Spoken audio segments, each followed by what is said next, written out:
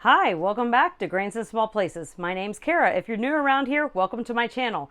It's dedicated basically all to fresh milled flour, the tips, the tricks, and the recipes. So today we're going to be doing something kind of fun. It's called the Tangzhong Method. So what is the Tangzhong Method? Basically, what it is a Chinese method for making bread softer and squishier and fluffier. And there's other methods as well, but today we're going to kind of focus on this Tangzhong method. So essentially what you're going to do is take some of the flour out of the recipe and mix it with a larger amount of liquid. So in this case, we're going to be using milk. You could use water, but we're going to use milk today. You're going to mix that into a paste, and then we're going to add that into the bread. So what that's doing is basically cooking the starches out of the wheat and turning that flour into more of a starchy, gelatinous concoction, and that helps the bread and the flour to hold on to excess moisture, and the higher moisture level helps us have softer, fluffier breads when we are kneading them. So let's get started. So the Tangzhong method, don't let it intimidate you. It sounds kind of scary. It sounds like it's a lot of extra work, but really it's not. It's just one extra step and it takes a little bit of time. If this is not something that you're interested in doing, you can still get nice, soft and fluffy bread with fresh milled flour. I have several videos on how to do that, how to perfect it, what to do if you're struggling, all the things. So I'll try to link that super soft sandwich bread without the Tangzhong method in the link here or here. But today we're going to go ahead and be playing with that. I've been experimenting with it and kind of having some fun to see how we could perfect this. So I will also make sure to put a link to that recipe down in the description box below. So let's go ahead and dive right into it.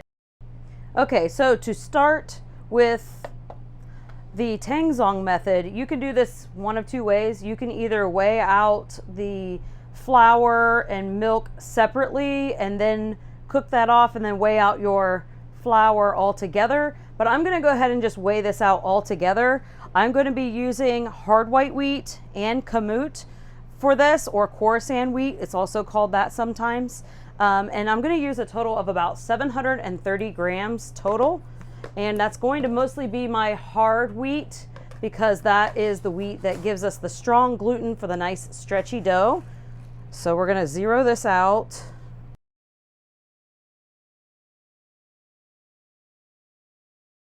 I'm going to end up using about 610 of the hard white wheat. You could use hard red wheat here, or half hard red and half hard white. You just want something that's going to be able to give you the strong gluten, to give you that stretchy dough.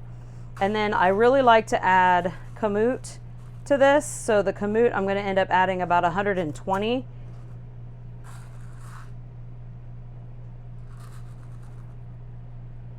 Okay, that's close enough.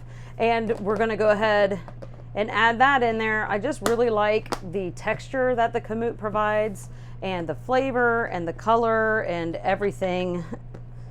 So I'm going to go ahead and finish that off with the kamut. So I need 730 total. I'll make sure to put a link down in the description box below with this recipe and the method. If you don't want to do the Tangzhong method, I have plenty of other bread recipes that you don't use that method for. Also, I will make sure to put down in the description box below a link to all the things that you see me using, like the grain containers, the scale, my mixer, my mill, these cute little labels that come in 2 different styles. I'll put those down in the description box below, along with any coupon codes that I may have for all the things. So let's head on over to the mill. And today I'm using my Nutrimill Classic Grain Mill. I've been loving this mill, and you can save $20 off of your mill with my coupon code GRAINY. I'll put that down in the description box below. Okay.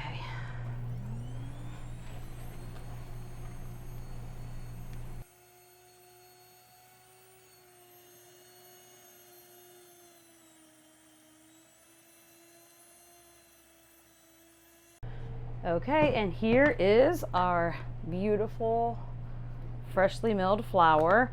You want to make sure you empty out this cup. This is your finer flour in the impact mills. The stone mills are a little bit different. I do have some videos using the stone mill as well on my channel. Since I went ahead and weighed out my wheat all together, I'm going to use about 50 grams of this freshly milled flour.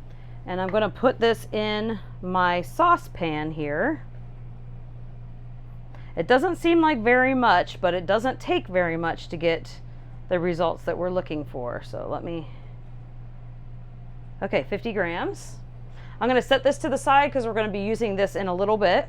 Okay, and then to the saucepan, I'm going to add about a cup of milk, which in the recipe that I'm going to post, the link down in the description box below, it will have both the weight in grams and volume for you. So this is going to be like around 250 grams. A little bit short. Let me grab more. Just a little bit more here.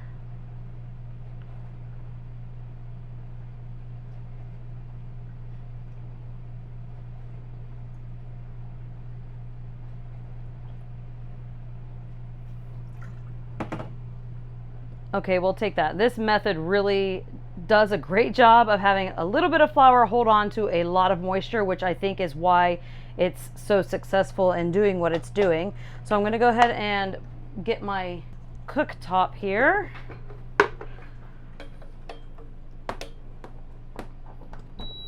And all we're really going to do is cook this down to a paste. So I'll probably do like medium high, somewhere around there, 300 degrees or so. It doesn't have to be exact.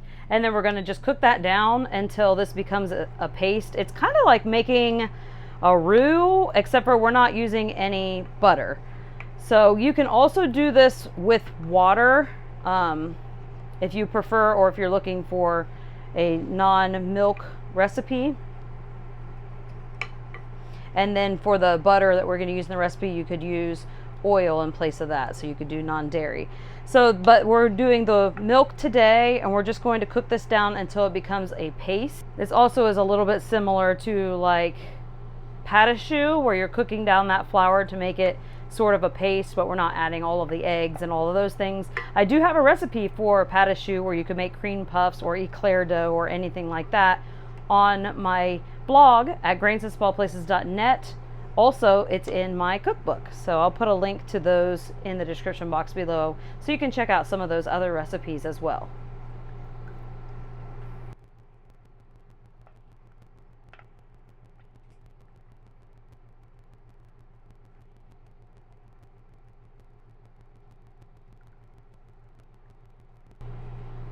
So this doesn't take too super long, maybe just a few minutes, and then you need a few minutes of letting it cool. So really adding this extra step it seemed intimidating to me at first, but in reality it really doesn't add a whole lot of extra steps.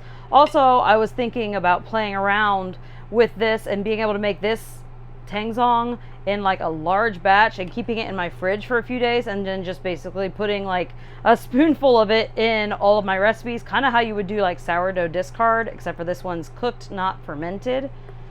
So this is looking pretty good. We're just wanting this thick paste. If you can see how it's thickened up, I'm just cooking it just on that medium heat until we get that paste consistency. I'm going to take it just a little bit further to get a little bit thicker. And you got to keep stirring it because this can burn to the bottom pretty quickly, so you don't want that to happen either. But as I stirred around, I can even see like some gluten wanting to develop and getting this all like kind of incorporated, if you can see that, while I kind of turn it over on itself. Okay, let's see.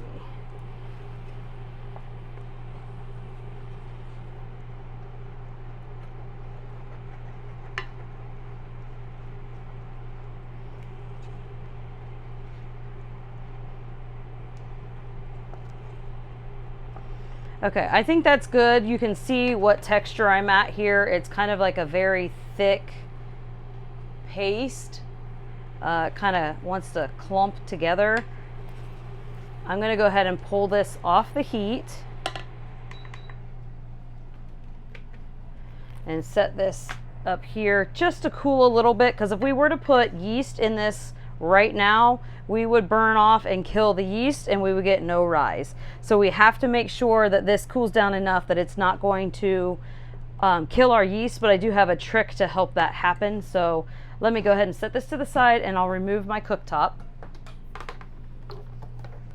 And I'm gonna go ahead and get my mixing bowl, put that on here. That's one thing I really like about this scale is it's made so that these larger mixing bowls can sit on it, so I can go ahead and weigh out my ingredients in here if I want to. So while we wait for this step to cool, I'm gonna go ahead and put in the rest of the ingredients. I want about a cup of water, and this one's not gonna be heated, so that's gonna help cool down and bring down that temperature of that paste. It's about 240 grams. Anytime you're using a new recipe that you've never used before, you could always leave out a little bit of that liquid if you're having problems with your dough being too wet. Everybody's dough and flour ratio and moisture and all of that's a little bit different. So if you have problems with your dough being wet consistently, pull some of that moisture out of your bread recipe, and then you can always add that moisture in later. That's much better than adding flour in later if it's too wet. Because when you're adding the flour in later, what's happening is that flour that you just added does not have any gluten developed yet, and the flour that was already in there did. So by the time the new flour develops that gluten, the old flour gets overdeveloped. Then to this, we're gonna add about 4 tablespoons of butter. And again, I was saying you could add oil to this instead if you were looking for a dairy-free option. And this one, I really like it to be a softened butter. If you're using a salted butter, you could always decrease the amount of salt in the recipe by just a little bit. Then we're gonna add about 84 grams of honey. You could use sugar here if you prefer, or brown sugar.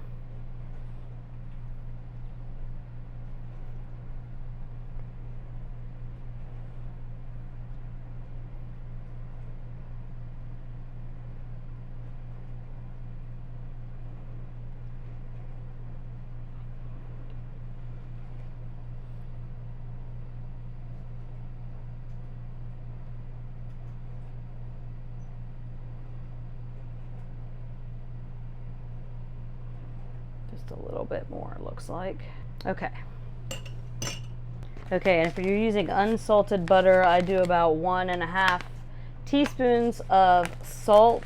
If you're using just regular table salt, you may want to cut that back a little bit, but I find that this salt, our family really enjoys it. We enjoy the benefits of it, and it's one of my favorite salts. If you've been watching me for a while, you probably already know this, but I do have a coupon code where you can grab 10% off your order through Baja Gold, and we like to use the fine grind. We use this for all of our baking and all of our cooking, so I went ahead and put that in there.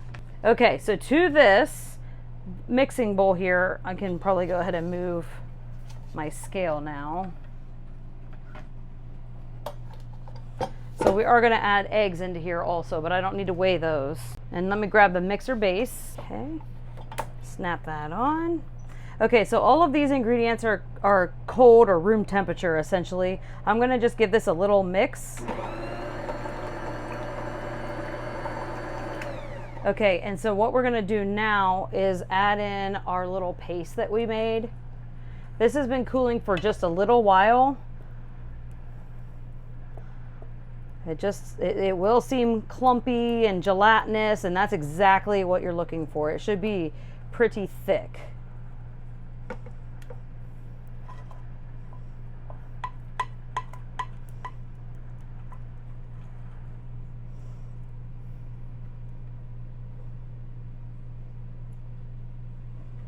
And I'm going to give this a little mix.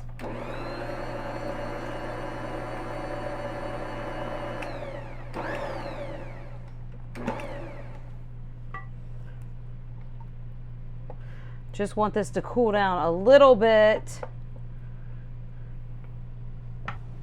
Then we can go ahead and add in our 2 eggs.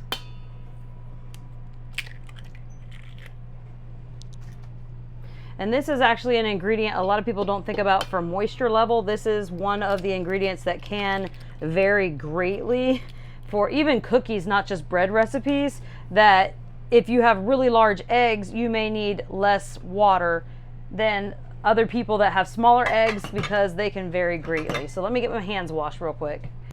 Okay, and then now we're gonna add in the rest of the flour. And I'm using active dry yeast today. You can use instant yeast. If you're using instant yeast, I like to put this in after the autolyse period because it activates so quickly, but we're going to be using active dry yeast. We use about 4 teaspoons of the instant yeast. These are about 2 1/4 or something like that teaspoons. So I'm going to end up using 2 packets to get closer to that 4 teaspoons, and it may be slightly over with the packets. So since I'm using the active dry yeast, I'm putting this in before the autolyse period. If you're using a brand new yeast or yeast that you haven't used for a while, you want to bloom this first by putting it in a little bit of that water with a pinch of that honey and let that start to foam and bubble up. It'll be about 10 or 15 minutes. Then you know your yeast is good if it's nice and foamy. Number one problem with no rise is either the yeast is no good, even if it's brand new from the store. I just got done having to toss a huge stack of packets of yeast that I had just purchased, and they just were not good. I was not getting a good rise. I was very unhappy with it, but I just got a new batch of yeast a couple weeks ago. I'm so much happier with it, and I'm glad that I decided to get rid of that other yeast, even though it was brand new and I had just purchased it. So anytime you're questionable about your rise, it's either that, or it could be your dough is too dry or gluten's not developed, so it's not able to rise that dough, or it could be that your water or liquid was too hot and it killed the yeast. So we're going to give this just a little mix.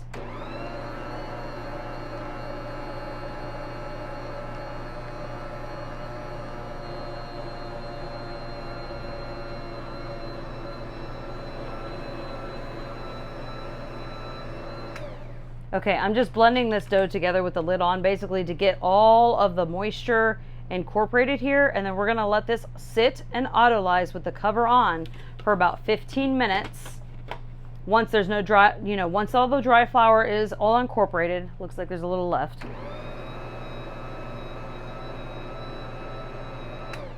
Okay, so I'm gonna come back to you in about 15 minutes after this has had a chance to sit. That allows the fresh milled flour to start absorbing that moisture and the bran to start to soften, so it gives us much nicer results. So I will be back in about 15 minutes. Okay, I almost forgot an ingredient. This ingredient was supposed to be mixed in with the water at the very beginning, but I forgot to use it. So we're going to use about a tablespoon of lemon juice. I'm going to mix that in, but that helps the bread to last longer. So this is something new also I've been experimenting with. So let me see if I can mix that in.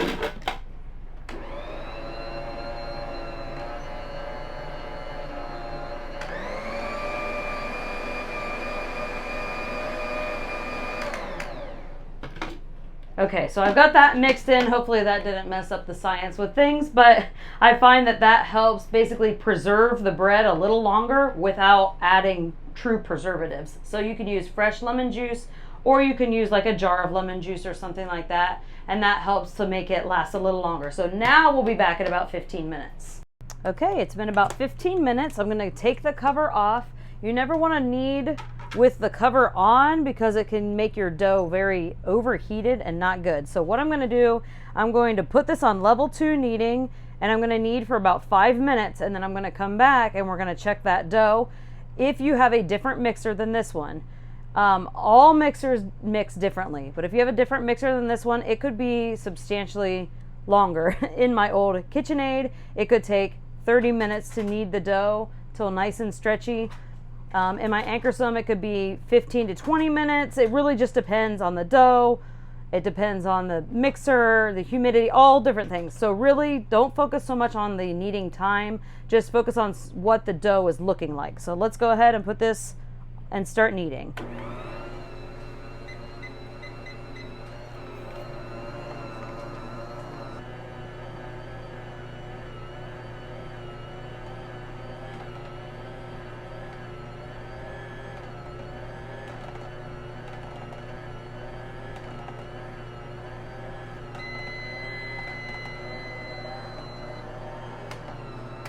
Okay, it has been kneading for 5 minutes in the Bosch here. Now, as you can see, there is dough all over the sides and the bottom of my bowl. This is something that I've come to notice that when you have a metal bowl, whether it be a KitchenAid, whether it be the Ankersome, the bottom dry, any of the metal bowls, they all have this texture inside of them.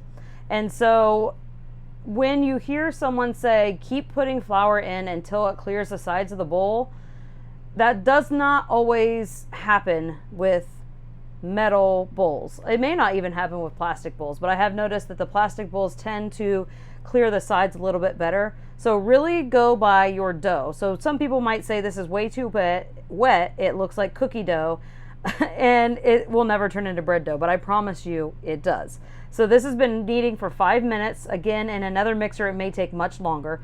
But let's check the dough stretchiness, okay? So it's sticky, it sticks all over to my fingers just from touching it with dry hands. You can put oil on your hands or you can get your hands wet and then it's a little bit cleaner. But you can see how this is stretchy, but it's still wanting to tear very, very easily. So I'm still gonna continue to knead this. In this mixer, I find that I generally can knead for 6 to 8 minutes and have good results with a single batch. With a double or triple batch, it may take longer, but you can see I pretty much could call this a window pane here, but I'm going to keep going because I can see by the texture of the dough, it's still kind of shaggy. It wants to stay together, but it's still not quite, the gluten is not developed strong like I want it to be yet. But if I stopped it here and let it start rising, it probably would give me pretty nice, decent dough. So I'm just going to clear the sides of this bowl, which you can do with a spatula. You don't have to do it all. You don't have to do it at all because it's probably going to just get all over the side of the bowl again. But I just want to make sure that all of this is getting incorporated. This is very common a lot of times in videos. I know people don't like to watch a video that's really long or that shows, you know, the full kneading process. So a lot of times what will happen is you'll get cut to and you won't get to see this gloppy, gloopy mess. And I think people are getting frustrated because they are assuming that it should look like beautiful bread dough that's all incorporated and stuck together and not be stuck all over your hands. But honestly, when I'm making bread, it's very common that I may end up with bread dough stuck all to my hands when I'm checking the dough. So the best thing to do is just to keep checking your dough for stretchiness. You're looking for nice stretchy dough that wants to stay together, that doesn't tear apart really easily. So let me wash up my hands and we'll continue kneading this for a minute or two longer. And honestly, these tips that I'm giving you and the things that I'm saying and the methods can be used with any fresh milled flour recipes, not just mine. So you can use these tips like the GISP method, people have coined it. So you could consider that with anyone's fresh milled flour recipes and it may help get some nicer results. So we're gonna go ahead and knead this for a couple minutes longer on level 2.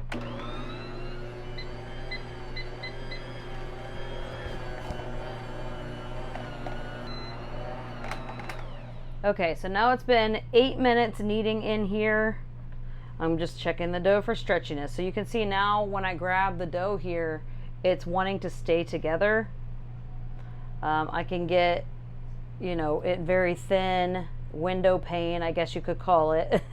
Don't focus too much on the window pane. Really what you're just looking for is nice stretchy dough, but it's still sticking to my fingers. So fresh milled flour needs to be wetter than you might think. Definitely wetter dough than white flour dough, because white flour dough, basically all the Brianna's germ have been stripped and it absorbs that moisture right away. It doesn't take a long time to absorb it. And with fresh milled flour, it takes a lot longer for it to absorb it. It continues to absorb it all the way through, basically until baking. So for it to be a little bit wet, that is what gives us our nice, soft, stretchy bread. So you can get a nice, like, more denser loaf if you don't want to have it as wet of a dough. So you could add flour to the recipe and it will be still very good bread, but it will be a little bit denser. It won't be that light, soft, fluffy bread. So I'm just going to use my spatula this time. I could use my hands if I wanted. And you can see even when I peel this off the sides, this is wanting to stay together, but it can still rip. Like, I could still rip this, but you can see this is the gluten development. Before, when I would do this, when I first mixed the dough up, this would not all stick together. This would just rip into clumps. So that is what helps your bread to have that nice rise and all stick together. So we're just going to get this off the sides of the bowl real quick, so I can show you one other thing. There are times where I've just let it rise like this and not scraped it off the edge of the bowl. You can do that as well, but I really wanted to show you. I have a little short video of this that I posted a few months back that was really helpful, but like, you can see how sticky this dough is, I hope.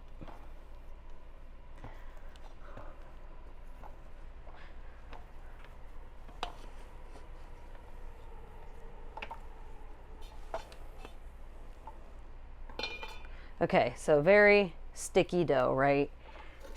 Sticks all over here. It sticks all over my bowl. All the things all over my hands. But when you take this gluten that's developed and you just create some surface tension, this is not a necessary step. You do not have to do this. I just want to show you. And you create that tension on your loaf even when you're shaping. And this is before the first rise. This is just after kneading. You can see that that gives me that nice smooth dough. So that's that same sticky dough. All I did was put some surface tension on it and use that gluten to make the structure nice and smooth.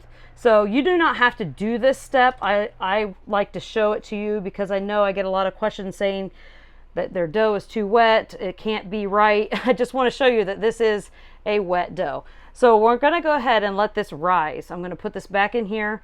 You could oil this, it will help it to come out much easier, or you can put it in another bowl if you want to do that. So I'm just going to push this in here. We're going to let it rise in here. Let me wash my hands. Okay, we're going to cover this and we're going to let it rise until the dough has about doubled. If you're using instant yeast or your house is warm and the dough is in a warm place like a proofing box or just warm in your kitchen, it's going to be closer to the 1 hour to 1 hour and 20 minutes, something like that.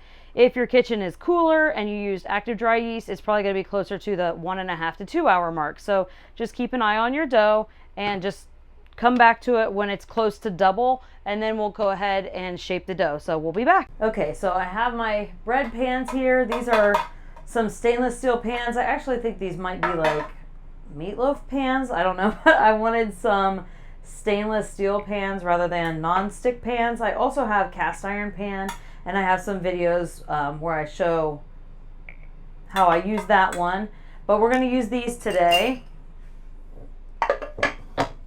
So with this recipe, I tried to find some pans and a recipe that would work for more variety of pans, because some of my recipes for bread I do have written for smaller loaves of bread with my old bread pans that I used to have.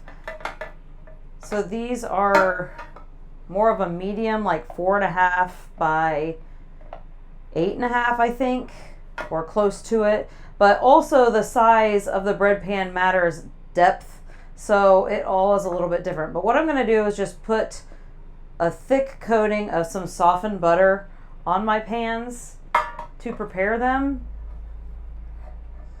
You could line these with parchment paper or use oil or lard or whatever your grease or fat of choice is for your bread pans, but a thick coating of some softened butter I find always does a great job in all of my pans. That's what I like to do with my cast iron pans as well, because it just does such a nice job and the dough comes out so easily.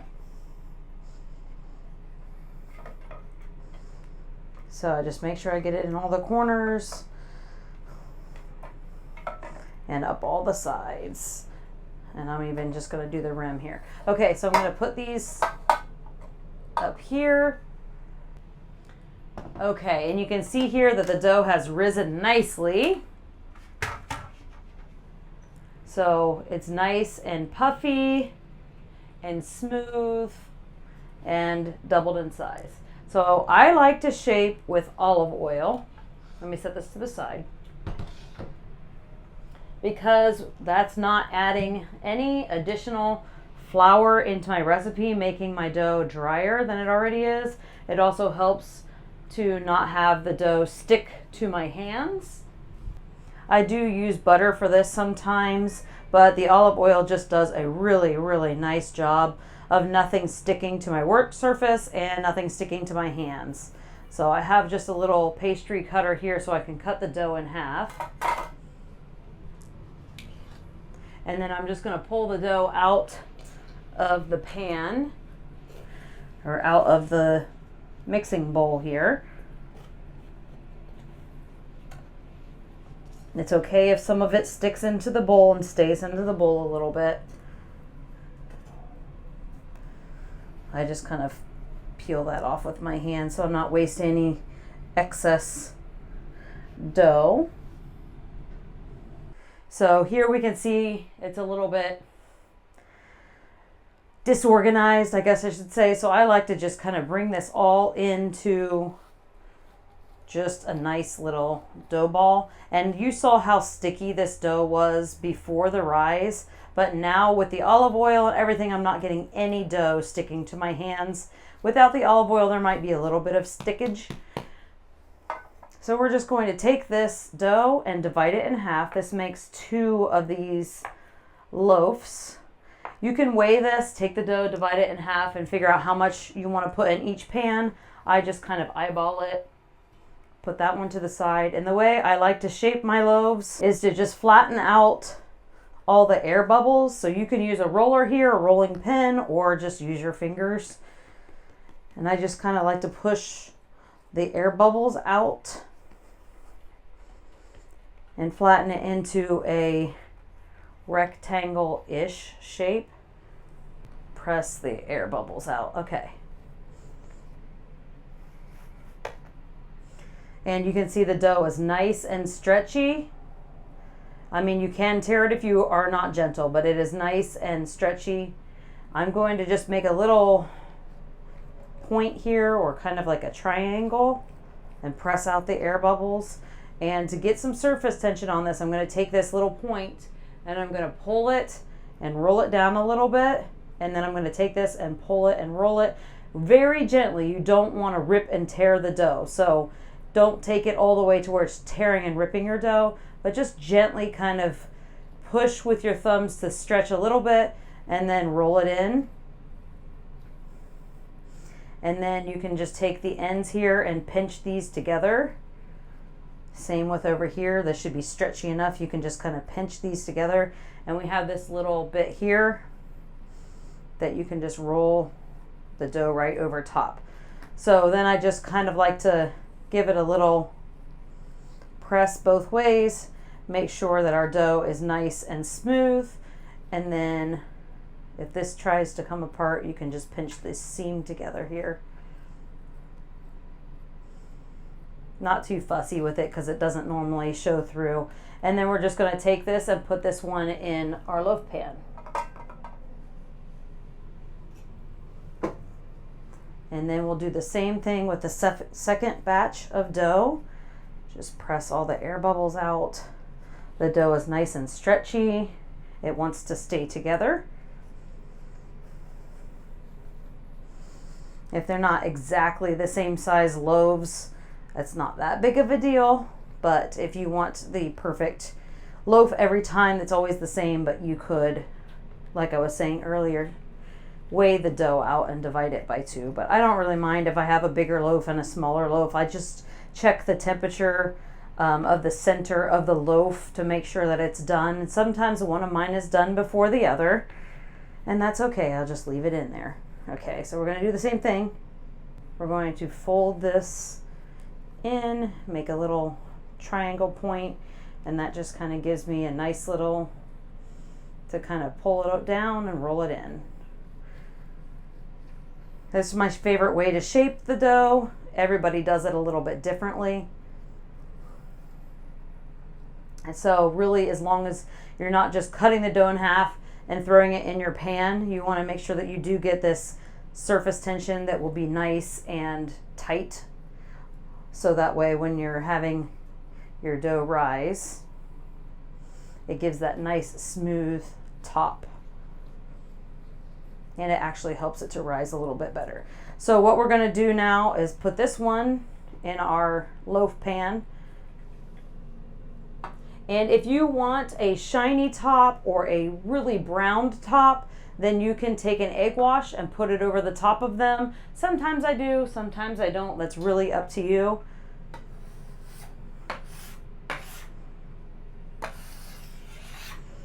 But I like to use this. Also helps to kind of just clean up my work surface. So we're going to cover these and let them rise. The second rise usually is about half of the first rise. So if it took 2 hours to double, your second rise may be closer to an hour. But I usually start checking my loaf around 35 minutes or so. And usually 35 to 45 minutes is almost always when I end up baking it again. But keep an eye on it. Again, the temperature, your yeast, your dough, all of that plays a role in the rise time. So we're going to cover this, let it rise, and then I'll be back right before we go to bake it. We're going to preheat the oven to 350 degrees. This is going to bake somewhere between 40 and 50 minutes, depending on your oven. So make sure you check the internal temperature of the very center of your loaf. Make sure for yeast doughs, it's 190 degrees Fahrenheit, and that's how you know your bread is done. Okay, now I hope you can see, but these are all nice and puffy. And if I get my finger wet or put a little oil on them, I can do what they call a poke test. And so I'm just going to poke the bread a little bit. And then if it comes back nice and slow, even if it leaves a little dent, it's ready to go to be baked. If I push it and it comes back really quickly, that means it needs some more rise time. So these are ready to go. You can see they're nice and puffy and slightly jiggly. I don't know how to explain it, but they look nice and puffy is the best way to explain it. If they're a little bit underproofed, so needing to rise longer, you may see a little tear when you bake it because it gets a nice oven spring. But if you go overproofing and you let them sit too long, then when it bakes, it will actually collapse. So you want to try to find that nice balance. I will rather err on the side of underproofing and get the tear in the bread than overproofing, but you do what you do to get the best bread that you can get. It's different every time. Every time I bake bread, it's a little bit different. So we're going to go ahead and get our oven ready to go. I've already started preheating it, so we can go ahead and bake these, and then I'll show you what they look like when they're done. Okay, and here they are. I mentioned that little cracking I was talking about. You can see it on the side there. But like I said, I'd rather have it aired on the side of underproof and get the little cracking than overproof and then the whole thing sinks down in. I'm going to let these sit here to cool for like 1 minute or less while I grab a cooling rack, and then that way I can let them cool outside of the pan so they don't sit in the steam. But you want to check the center of your loaf. I guess you can't see that. Let's see here. If I check this all the way in, should be checking to about the center of the loaf. I'm actually at 199 degrees Fahrenheit on here. And then I check both of them just to make sure that we are nice and baked all the way down through the center. Sometimes people will just check like the ends of their loaves, and then the inside of the center will be like gummy or undercooked or leave like a little hole in there. So you want to make sure that you're actually checking the center of the center of the loaf, if that makes sense.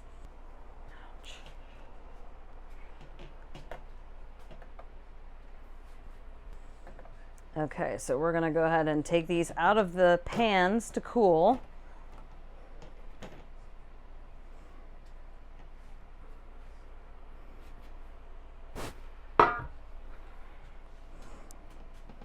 Have limited countertop space here. I like to put them on their sides. Okay, and you can see those came out very nicely. Put that one on its side. Okay, and then we need to let these cool all the way before we slice into them, because if we slice into them before that they are fully cooled, then they can be gummy in the middle. So I know it's really hard to resist the urge, but also if you slice it while they're still warm can also make them crumbly like the next day, because that steam has to kind of come out on their own before you slice into the center. So we're gonna let these cool, I'll slice into them, and then I will let you take a look. Thanks for hanging out with me while we experimented and played around with this Tangzhong method. If you give it a try, make sure to let me know down in the comments below how it goes for you. If you experience any weird abnormalities or anything that goes crazy with your bread, but I wanted to show you just a close-up, if you can see, of how soft and squishy and spongy this bread is. And this one was actually sliced for dinner today. We had it while it was still a little bit warm. So I will also go ahead and show you slicing into the loaf, the second loaf, as it cooled, because we really wanted to eat dinner and it was getting late. So we enjoyed these with some grilled cheese sandwiches this evening.